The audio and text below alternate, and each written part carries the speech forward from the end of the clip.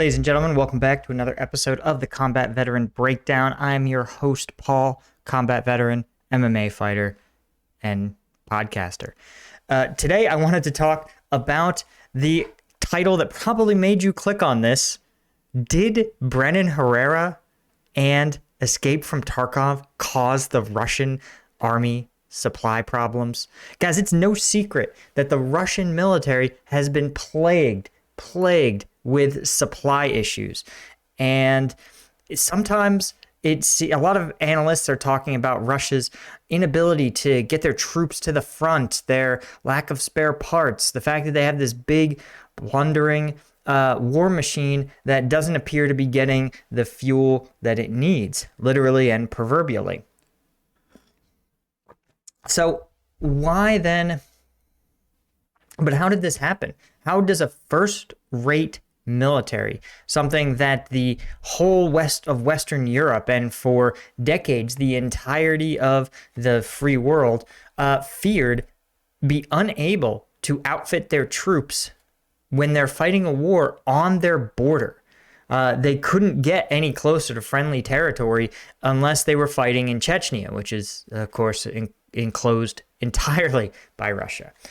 So to understand how this happened and to break down my theory, which we're absolutely going to get to, you've got to understand the Russian military culture, right?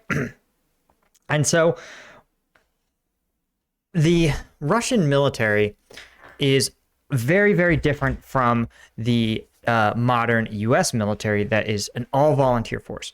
The Russian military is a mix of volunteers, what are called contract soldiers, or soldiers who are hired on for additional duty, and conscripts, right?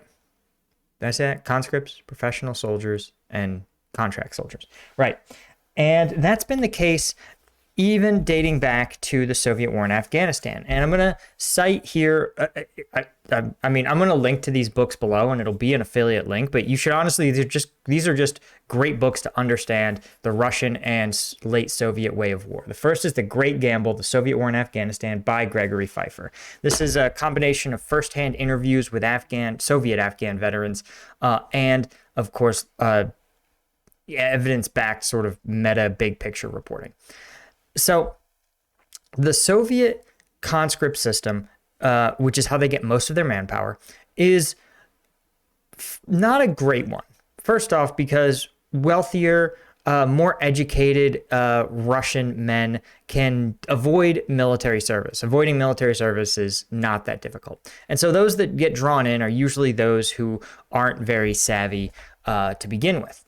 And they are paid peanuts, usually just a tiny, tiny nominal salary. I believe it's the equivalent of like $400 a month, barely enough to live off of, though the Russian government provides them with food and housing and medical care and other basics. And this was true in the Soviet era as well, right? But there was a culture among conscripts in the Soviet war where you would supplement your meager income by selling anything you could.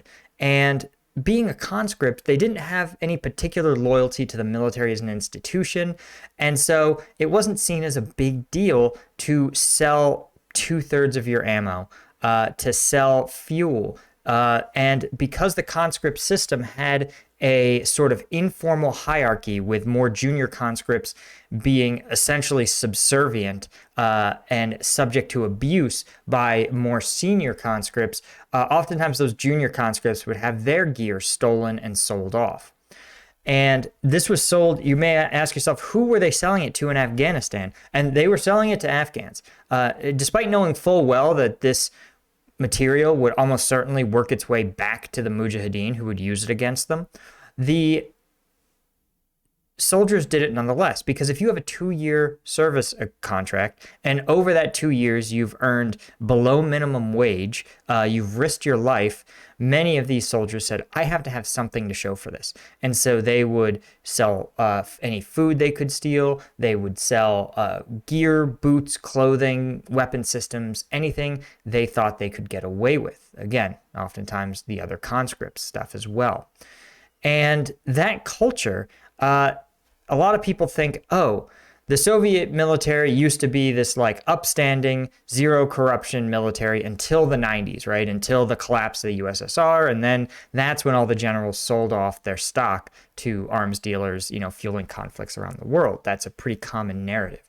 But again, what you read in this novel is that many of the conscripts were never issued key components of their gear. You can see in pictures, they often use boots from the Second World War, laceless boots. Only it seems like the paratroopers would consistently have appropriate boots. The VDV paratroopers in Soviet military, of course, were considered sort of like special forces at the time, right? You would see a lot of troops appearing to lack their body armor, lacking helmets, and the accounts is that many of the troops said, we never got this. Not that I sold my boots, though some did. A lot of them never got it in the first place. And it became clear looking at the statistics. For example, the Soviet army pioneered rations, much like the US was doing with their MREs. Portable, non-perishable food that you could give a soldier that was prepackaged in a quantity sufficient to keep them fueled for a day or a meal. And it never made it to the troops.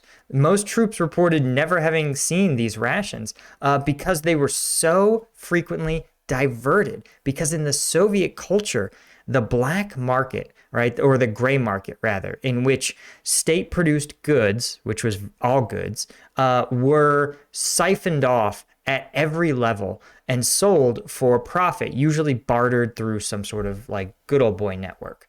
And the result was that oftentimes by the time it had passed through the, dozens of layers of Soviet bureaucracy, there was virtually nothing left. The officers would take a cut, the warehouse workers would take a cut, the factory workers would take a cut. They would just siphon it off and sell it to family and friends or sell it wholesale to black market sort of arbitrage dealers. And it was so big, it used to be called the second economy of the Soviet Union, the black market economy. So all that to say is that by the late Soviet era, every military person was just expecting to sell off some of their gear, right? Sell off whatever they could get money for. And I also have this confirmed anecdotally. I had a colleague whose father was a general in a Soviet country. And she was like, yeah, as a girl, caviar and cognac were the two sort of de facto currencies of the black market that her father dealt in. And she was like, we ate so much caviar. She was like, I actually couldn't tell my friends at school what I ate for dinner because caviar was such a delicacy that it would arouse suspicion that they knew that I was eating it once a week, whereas most people had never seen it. So it tells me, and this is someone who's, who doesn't strike me as someone who is like operating way outside the norm. She's an upstanding person. And so I imagine that this was just pervasive, that this wasn't just her dad in particular was a general doing these things. I think everybody was. And so you have the fall of the Soviet Union, and then Russia, it becomes the Russian Federation. Well, remember in the 90s, the Russian Federation was incredibly poor, frighteningly poor. And so if you thought that the Soviet era didn't reward its military enough to stop them from selling their gear, certainly the early Russian Federation was going to have even more incentive at every level, from conscript to general, to sell gear off. And this is why the second one, this is an autobiographical account, Arkady Babchenko, One Soldier's War. If you've been following any of my Ukraine content, you know I love this book because it's one of the only ones that tells the story of what it's like to be a conscript in the Russian army fighting a dedicated, impassioned, but non-mechanized defenders, right? He fought in Chechnya, the first Chechen war in the 90s, and then returned as a contract soldier in the second Chechen war in the early 2000s. And It's such a good illustration of the fact that, frankly, between these two books, you realize virtually nothing changed for the average Soviet conscript. They were supposed to be issued a lot of more modern gear that by the time it got to them, almost all of it was gone. Conditions were pretty horrific because, again, a battalion's worth of food would only feed maybe a company. They were routinely selling their gear, they're selling their weapons, and literally, in the case of the Chechens, fighting against it sometimes as little as days later. And this is just endemic to the conscript system. And it's culturally very broken. At the top levels, Russia, I think, has recognized this, and they've tried to fix it. But it's hard to root out corruption that's at every single level all the way up. Because you have to think, if you're, let's say, a company commander in Chechnya, and you get issued thousands of rounds for your soldiers to use, but you look and you say, I know when I issue these rounds to those soldiers, they're going to empty half the magazines and sell it to Chechens. I know it. And so you go, well, F these guys. I should get paid, right? So you have the incentive to sell it. But it occurs at the level above you, right? That battalion commander goes, as soon as these company commanders get their grubby hands on these rations, they're going to be selling them. So I'm going to sell them because I need to get paid too, or sell some of them. So, and they're right. By the time it gets down to the conscripts, they go, wow, everything's been sold out from under us. Why shouldn't I get paid? So we've established, again, through these primary sources, that being a Russian conscript and the Russian logistics system is plagued with corruption, right? But the question is, does it occur in the modern Russian military, the year 2020, right? Is it true that there's still the culture of selling things off? Well, here's what's interesting. Let's see if we can find. Here it is. Beautiful. Radio Free Liberty. Let's pull up. Yeah, I'll let you guys try to see this. Yeah, so this is, for those of you listening, this is an article from Radio Free Europe, Radio Liberty, dated February 19th, 2022. So before the Russian troops entered Ukraine. And the headline is, quote, "They drink a lot, sell their fuel," unquote. Belarusians give low marks to Russian troops deployed for drills. Yep, so they're covering it as though it's Russian troops deployed for a drill. Right, and it discusses this article. I'll try to link it below in the description. It talks about residents of a Belarusian town on the southeast corner, not far from the Ukrainian border, about Russian forces in his country for joint military exercises. He said the soldiers have settled in the surrounding forests. They drink a lot and sell a lot of their diesel fuel. They're living in tents. It talks about a 10-day exercise set to end on February 20th, involving 30,000 Russian troops and almost the entire Belarusian military. It talks about it sparking fears. But the point of this, here we go. According to a Telegram channel that covers developments in Belarus's railroads, Russians began unloading military equipment the night of February 14th to 15th. And it talks about the trains actually getting backed up. But what's really interesting, it says military equipment is frequently dropped from the platforms during unloading. And after unloading, a lot of abandoned equipment, body armor, helmets, personal gear remained. And here's what's interesting. I think that these Belarusians may not understand that this gear isn't dropped from the trains accidentally. It's set aside. It literally fell off the truck. It's set aside for them looking for buyers. Someone, probably the officers of the unit or the logistics staff, are probably looking for buyers for this gear. Especially because they say it's focused on body armor, helmets, and personal gear, not, for example, spare parts for tanks or, extra fuel, or take your pick, right? There's lots of obscure items that militaries need, pots and pans for their kitchen trailers, or extra medical supplies, or what have you, right? So anyway, the point of this is that I think there's pretty robust evidence that prior to the invasion, this was still happening, that the Russian military still had a culture of siphoning and selling off gear. So now we get to the real crux of the issue. What do I think this has to do with Brennan Herrera, Grantham, Escape from Tarkov, and the general tactical firearm culture that surrounds all of it? Well, here's the thing. You have to think, if you're a Soviet conscript in Afghanistan, your only market for your military gear is the Mujahideen fighting you. And poor Afghans, they're not exactly rolling in wealth, and they weren't back then and they aren't now. And so you probably weren't getting exactly the great market price for it. I mean, you got that weapon for free, so if you get any amount of money for it, you're killing it. And same with the Chechens. If you want to sell your body armor, for example, the Chechens will buy it, but they're one of the most impoverished regions in Russia. But in the modern era, thanks to globalization, that's been the golden age of being able to sell overseas. I can tell you, I used to sell items on eBay, and I would routinely get foreign buyers. I've bought Soviet military surplus gear from Ukraine, Belarus. I've had stuff shipped over from Europe.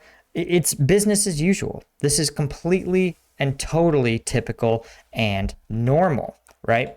So I think that there's a lot. This is the golden era of selling stuff on the internet wherever you are, right? And what that means is that the incentive to sell your gear has never been higher. Where it used to be that a conscript, where would a Soviet general even sell their body armor? They might sell it to a private security company, maybe. But the body armor doesn't really. There's no one who is a buyer of that sort of thing, right? There might be a buyer for the cloth that goes into it or the raw materials, but that's about it. Nowadays, of course, there's a massive demand for body armor, optics, and you want authentic military grade stuff. If there's one thing, if you've played Tarkov or seen any of Brennan Herrera's videos or Grantham's, you know that this military stuff, it's resilient, it's designed to be used, right? If you're shooting from an AK platform, you want AK tailored optics. You want, and maybe even need, AK tailored parts. Similarly, if you're a tactical guy, a plate carrier is cool, but you also want authentic, Soviet or Russian military equipment. If you're like an airsofter, for example, the incentives, the pull factors are huge. Demand for tactical gear, I argue, has probably never been higher, especially in the civilian market.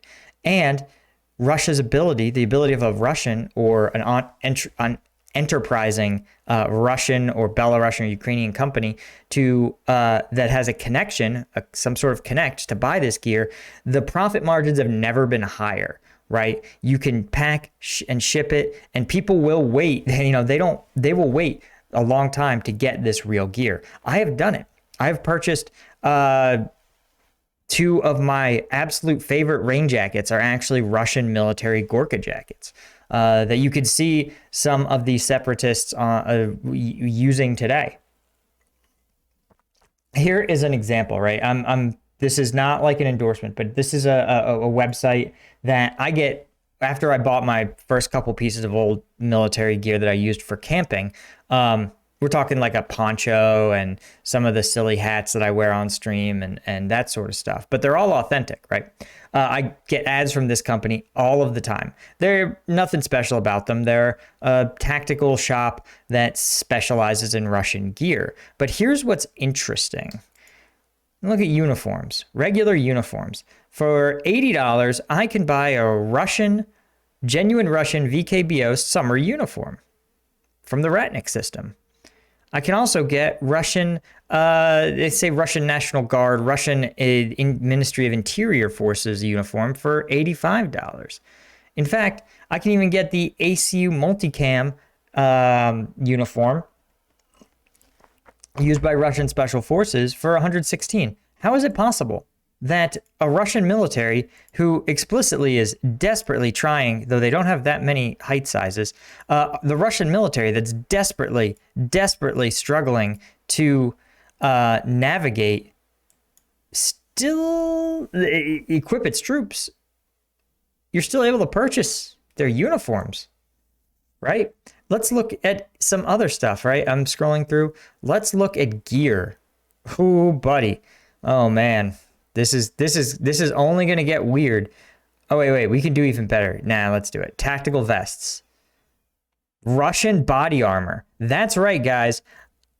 I can buy Russian-made body armor. Now, I don't think they sell it with the plates, but it's pretty clear that this is here, $190. So for less than $200, I can get the Russian standard issue infantry body armor, the Ratnik System 6B43, for $190.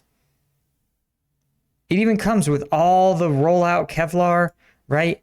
All it doesn't have is an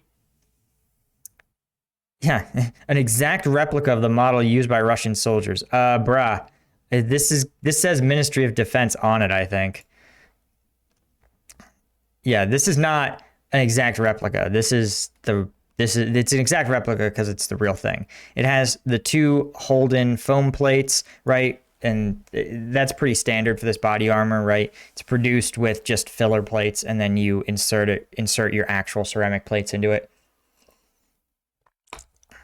So, yeah, I think it's really important to understand, yeah, this gear is still available. Like, a lot of it. There's their body armor, right? Here's a whole bunch of Russian tactical backpacks. Yep, here's a 15-liter in Ratnik pattern. Yeah, all of these made by Russian military contractors, right? And then when you go to armament, this is where it gets real interesting. So you look at Russian-made red dot sights. Here's a Russian standard issue red dot sight, something that in one of Brennan Herrera's videos, he pointed out, despite being equipped with modern rifles, almost no Russian troops have optics on their weapons. Yet here is Russian military-made optics for sale, $471 for a Cobra, original Cobra that mounts to the side of AK systems. Here's a Picatinny rail Cobra, $429. $300 for a PKU-2 original red dot sight. So you see, you've got the red dot sights. Let's see what else we have. We also have, of course, night vision scopes, right? Russian military issued night vision scopes. Let's see, are they for sale?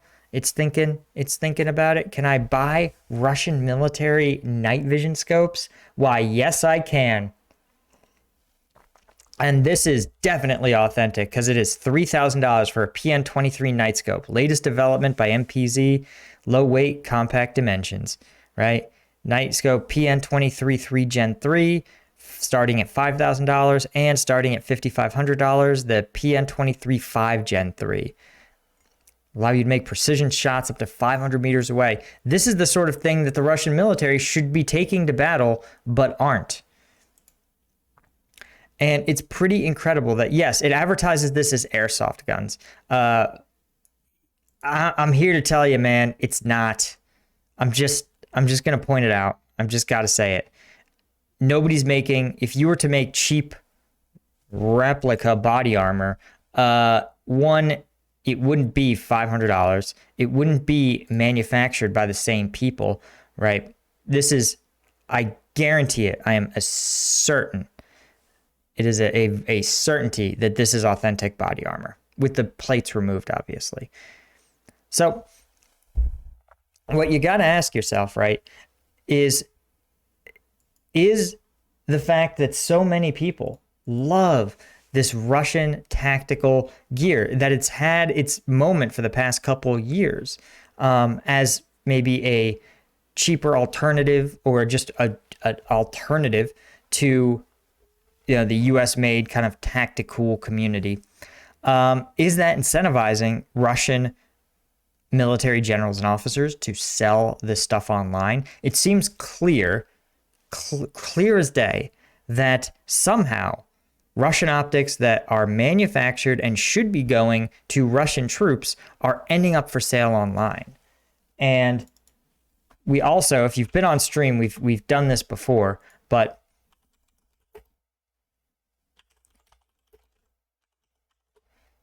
you can see even on eBay, right, there's some fair amount of Russian military scopes.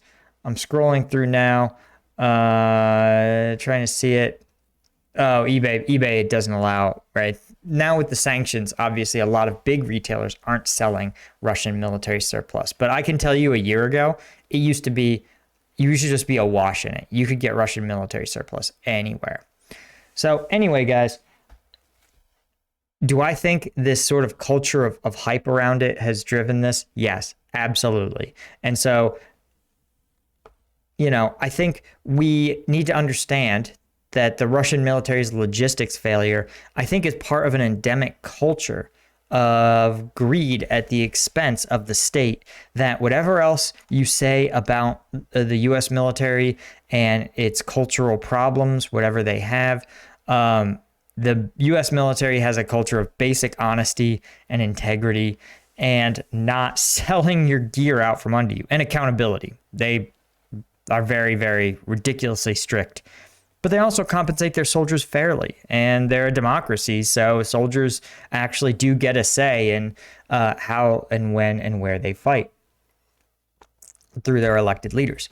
So anyway, guys, I hope you found this informative. If you have questions, let me know. Also, of course, if you have other topics you want me to cover, let me know. Be sure to follow me on Twitch, twitch.tv/combatvetpaul. Yes, and I would be remiss to not thank the patrons of Patreon, who get access to exclusive content and an exclusive room on the Discord. Thanks to our lieutenant tier patrons: Cole Foster, Command Unit Caffeinated, Jakob Flavius, Chris, Dr. Shadowcop, Porter World, Time, Brandon Armitage, Tel Ruin, and Astro Hunter. You guys keep this podcast a rolling. All right, I'll see you guys in the next one.